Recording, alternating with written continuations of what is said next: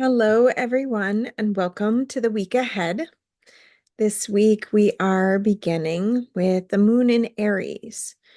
And, this is probably one of the few remaining lunar cycles where we'll be having this conjunction with the moon to the North Node.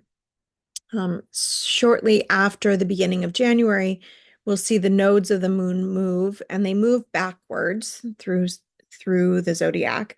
So they will move into the sign of Pisces.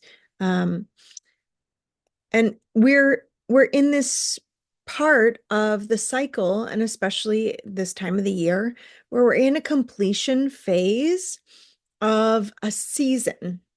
Now, even the sign of Sagittarius, where the sun is right now and where Mercury is, Sagittarius is a mutable sign.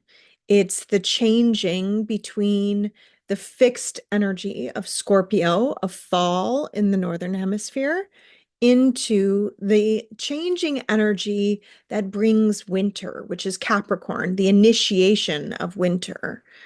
And so while we're there, we're also in this changing energy of the season, right? The holidays, we had Thanksgiving, which is a Sagittarius season, and and we will be moving towards Christmas, right? Christmas and then New Year's. And this ending of the year, this beginning, this initiation of winter, while we're also sort of in this cycle with the ending of the lunar nodes, which have been in the sign of Aries and Libra for the last um, probably the last 16 months. 18 months is the full cycle of the lunar node cycle, and it takes 18 years for them to go all the way around the zodiac. So we have um, a time this week that's being kicked off with this Moon Aries North Node conjunction.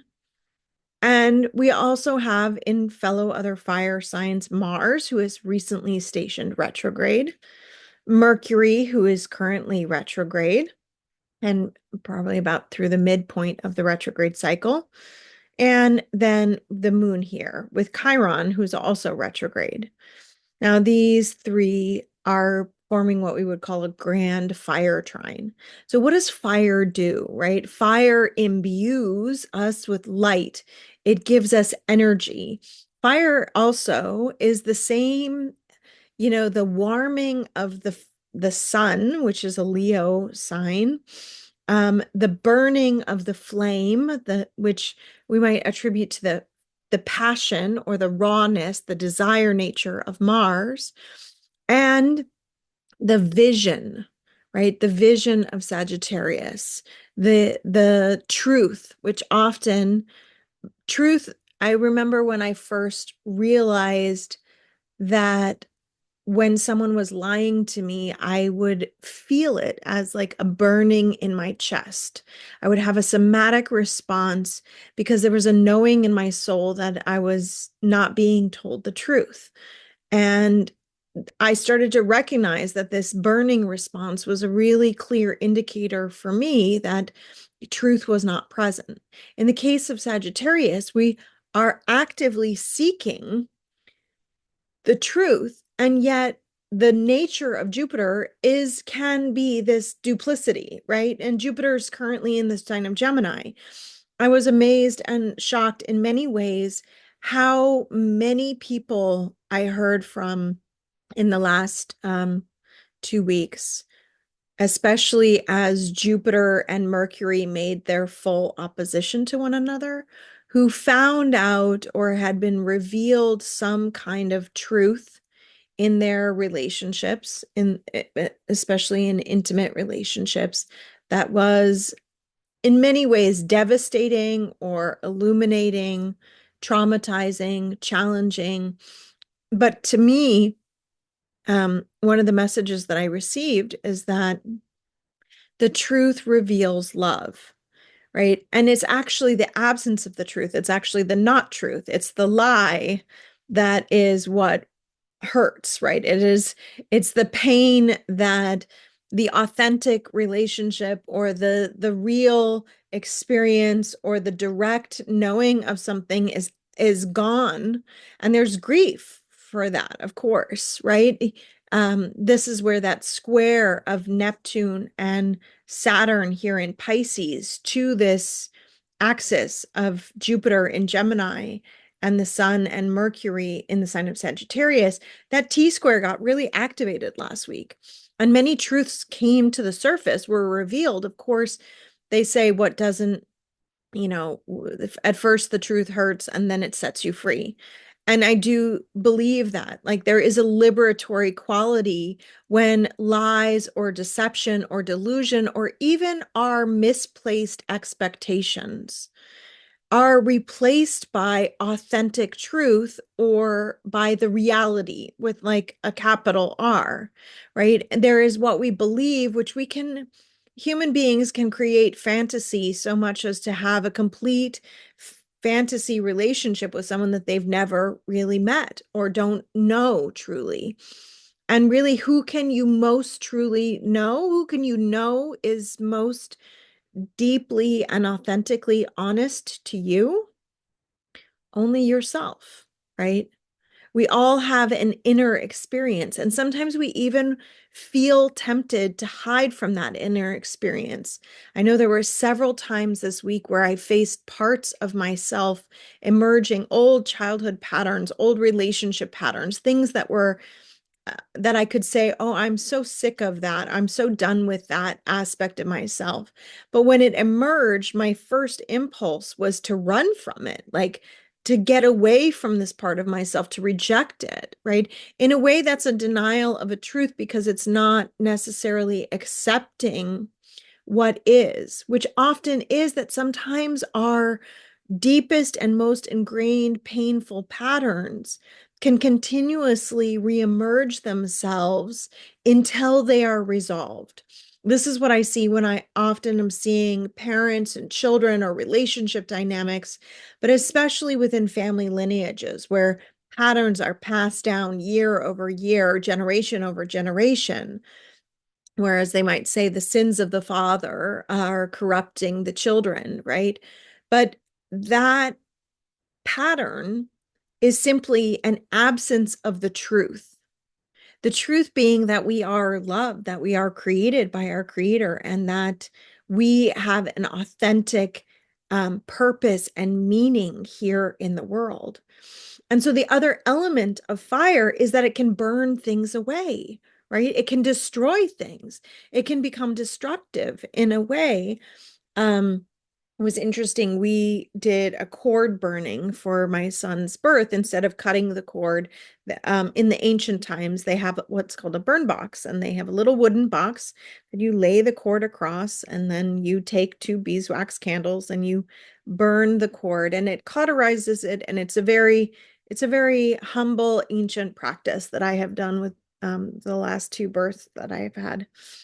And this time, the midwives didn't have, and we didn't have any tinfoil to line the bottom of the box to keep the wax out of the box.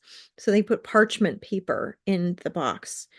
And when we were burning the cord, all of a sudden the parchment paper burst into flames. The wax on the paper and the paper itself just like ignited into this huge, so we have this beautiful moment of light and cutting this cord, and a little strand of the paper flew onto my finger and onto my foot, and I was burnt more significantly on my hand than on my foot, but it was shocking to everyone. And it was one of those moments where it's like, wow, this is what can happen when we don't understand our right relationship to fire. And I've been really seeing also through my own experience this week with anger and our and the patterns in our trauma responses where anger, irritation, fighting occurs, how quick that anger is to burn. We might have deep intentions of being peaceful, loving, gentle people in the world, and then something happens that immediately strikes our sense of defense or protectiveness, places where we're still triggered, where we're still hurt. And it doesn't matter if the hurt was from yesterday or from 30 years ago, it can arise like that and become fire, quick fire, fast fire. So, one of the things I think that's interesting about this particular time that we're in, I'm laying all of this down for you as the groundwork to this Mars retrograde cycle. Because Mars stationed retrograde at 6 degrees of Leo. And what's going to happen in this time is it will backtrack as it does over the next months into its opposition with Pluto, which will be the second that we are having in this Mars, Pluto in Aquarius, Mars in, the first opposition was when Mars was in Cancer and Pluto was in Capricorn. And then we will have the second opposition here with Pluto in Aquarius and Mars in Leo. That's a progressive movement. And it's significant that Mars is retrograde. If I have the opportunity, I'll make a video just on the Mars retrograde itself. But then we will have this week Venus moving through that opposition to Mars. Now, she will do that on Wednesday leading into Thursday.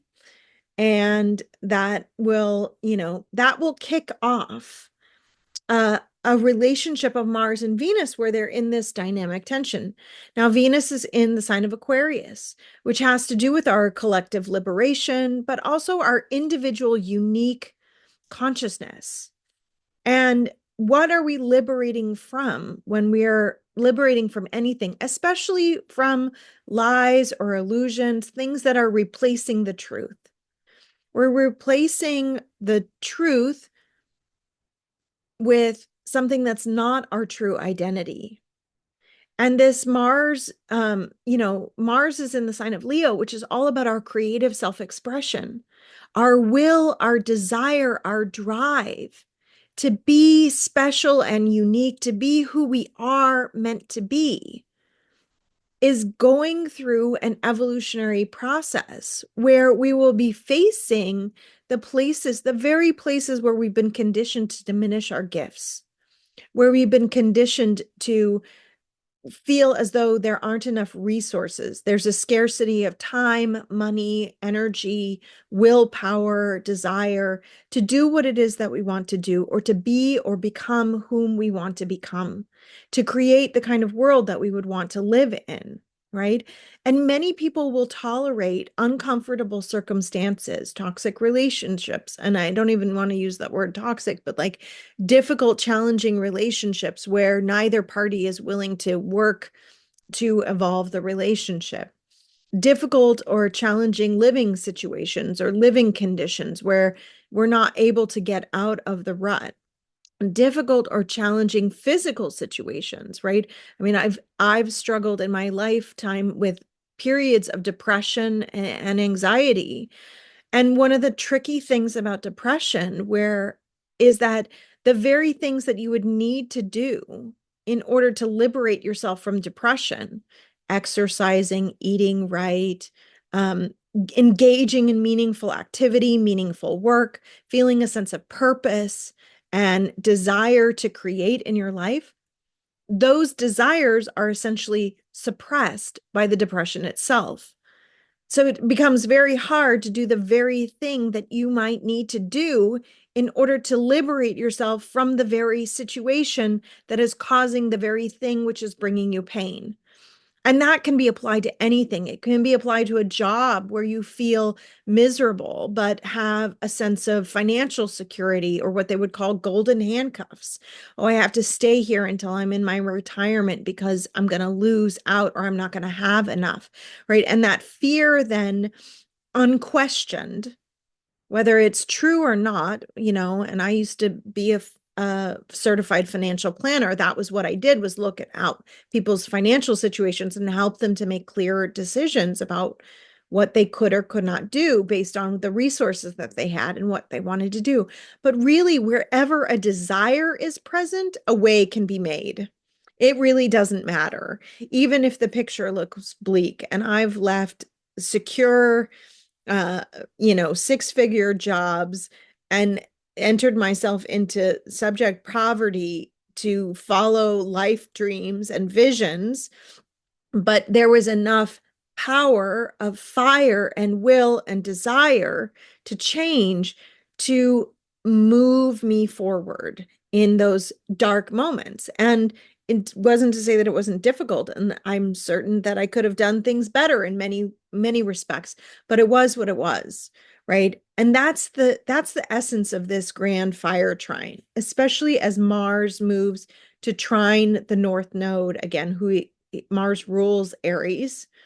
And as Mercury completes its retrograde, we may be looking at the very things that in our life this week, especially, where do we have the power, the fire, the desire to sustain the beliefs and the needs and the creative expression that wants to come from us? That's the question, right? And especially if there were lies or circumstances or confusions or messages that you received this past week, especially, that revealed to you deeper things that had been challenging or not true, where you were living in some sort of, belief that like this is the way it is. And then all of a sudden found out, oh no, this is the way it is, but the way it is not always compatible with our desires. These energies, especially being retrograde, point to us being able to access the deeper soul work, to get to the truth, to get to the heart of, sometimes in order to have what we desire, we have to let go of what we want.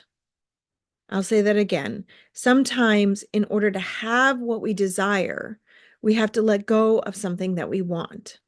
Now, it might be that we're letting go of it for a time, or we're letting go of it for a reason, or we're letting go of a specific form that it has been taking.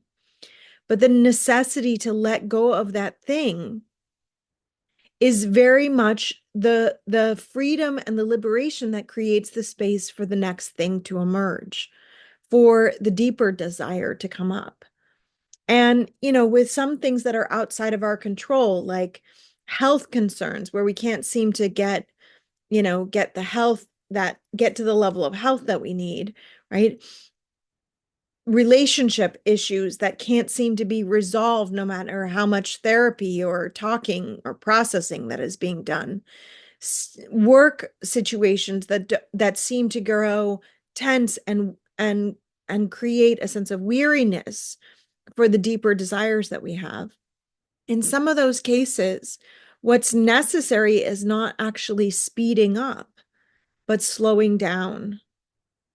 And this cycle that these planets are in actually is very supportive of that energy, that we're slowing down enough to be able to listen to ourselves, that we're slowing down enough to be able to reconcile the truth, even if it contradicts our belief or our desires, that we're slowing down enough to meet the grief that might be emerging. That's a big part of what I was facing in the last couple of days, just immense grief, which grief comes in waves. Often it's there and then it passes away, and then something reminds us of our grief again, and it emerges again out of nowhere, like a wave that comes. And we have to meet it, in order for it to pass through. We have to meet the places where our beliefs and our desires are irreconcilable, or our needs and our wants or the structures of our life haven't given way to the space for something new to emerge. Because it's in slowing down, it's almost like when you're trying to untangle jewelry that's been tangled up. If you pull too hard, you will actually tighten the knots. But you have to kind of slowly and meticulously have the energy to pull the one thread and see where it goes and see where you can loosen it. And in loosening the binds, eventually you can get to the bottom of what it is that started the tangle to begin with. And a lot of what we're working with these days, especially when we're healing the past or when we're referencing that those old things are needing to be resolved or relooked at, right, is just a willingness to slow down and look at it again with a different heart, with a different quality of heart, with a quality that's, and it was like something came to me this week where all of a sudden I just realized, oh, I I might have to let this go, even though this is what I want. And so then, of course, there's all the grief there with it, right? That's a part. Then there's all the what if I don't get what I want? What if it doesn't work out? What if, and then you have to meet all of that. And then there's just, but what if it's the truth? You know, what if this is the most unconditionally loving thing I could do? What if this is the most self-loving thing that I could do? What if this is the most self-accepting thing, right? We have to ask ourselves these questions. And the answer, while it might be yes, this could be the most loving thing that you could do to let this go, might certainly be disappointing. And while the answer this could be the most self-loving thing that I could do, might certainly come with the fear that you won't get what you desire ultimately. When we ask ourselves, is this also what's true for me? And there's a yes, then it sort of compels that fire, right? It points to that north node. Then what do we have to do? Well, we have to have the courage, the willingness to receive something different, the willingness to let go, the willingness to step into the unknown. The courage is what's required in order to do all those things. And sometimes the courage requires us to slow down, to recognize that who we want to become or who we desire to become, who we desire to be in the world can't emerge until we've let go of who we've been. It can't emerge until we allow ourselves to express something. While however true it might be thoroughly disappointing, and we're going to get to the end of this week and we'll have the sun squaring Neptune. As the moon passes through Gemini, it's going to be squaring Saturn, conjoining with Jupiter, and then squaring Neptune. We've got lots of mutable energy that's facilitating conversations, reconciliation, inner truth seeking, inner courage finding before the moon moves into Cancer, right? Where we're touching into the frame of the vulnerability that it is, the essence of our vulnerability is that of being a child, that of being in the womb, that of being from our families. And, so our families are often in ways not the families that we would have wanted, right? Our parents can often be not the parents that we would have wanted, not the conditions that we would have wanted, right? But there's something that forgiveness offers us in letting go of wanting someone to be different or wanting something to be different and just simply accepting it as it is. All the disappointment, all the expectations, all the unmet needs then have a chance to flood to the surface, and they certainly can. They can come up and they can deeply push us into our emotional body. And I think that's really a blessing. As I've been facing that in my own life this week, there's been relief in moving through those tiers and finding the way, finding the way through to the other side.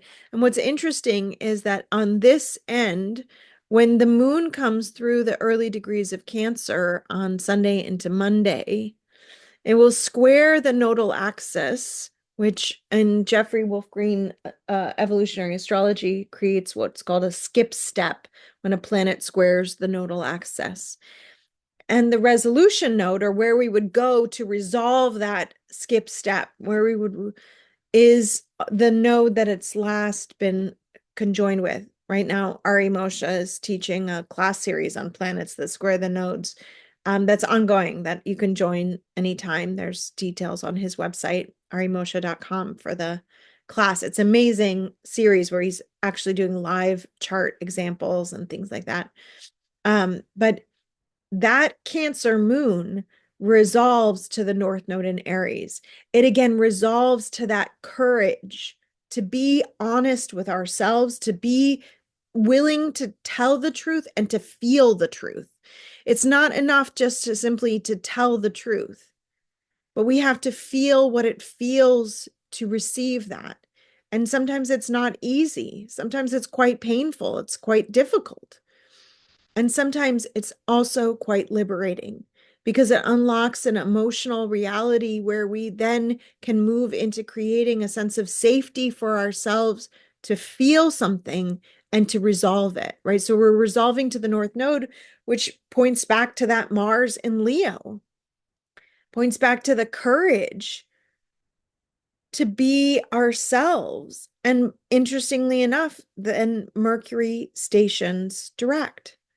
Right here, right? And there's this relationship, this fire trine here with Mars, to me that says, okay, if we can curb our temper, if we can watch our specialness, right? If we can watch our even or our sense of inferiority, right? The shadow of Leo is not thinking you're too special, but thinking you're nobody, thinking you don't matter, right? If we can see ourselves in the truth and see how we desire to be, how we desire to love, how we desire to live, how we desire to work, what we desire to create with our lives, there's a lot of power to shift and move through places where we have been stuck and stagnant.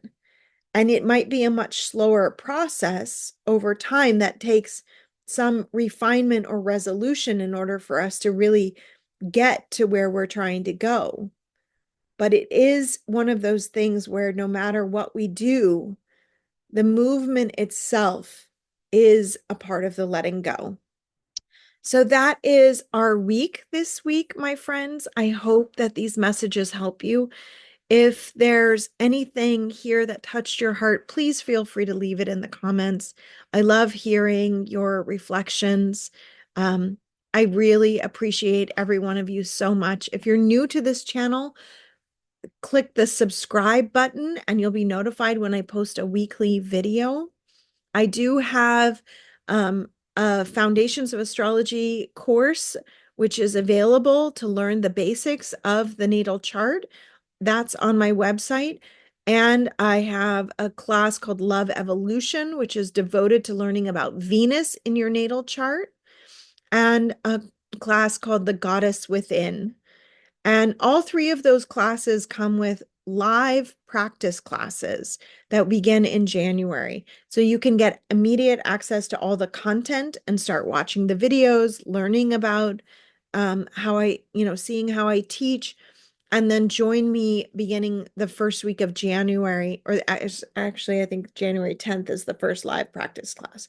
But join me for the live practice classes and get the opportunity to use your natal chart to practice what I've taught with me and to learn how to apply what I've taught to your own particular birth signature. So I hope that you'll join me. I'll be starting to take sessions in January. If you want to book now and schedule now, you can do that. If you are just here to watch. I just want to still include you in the blessing of all of this. And thank you for being here. Thanks so much, my friends. And bye for now.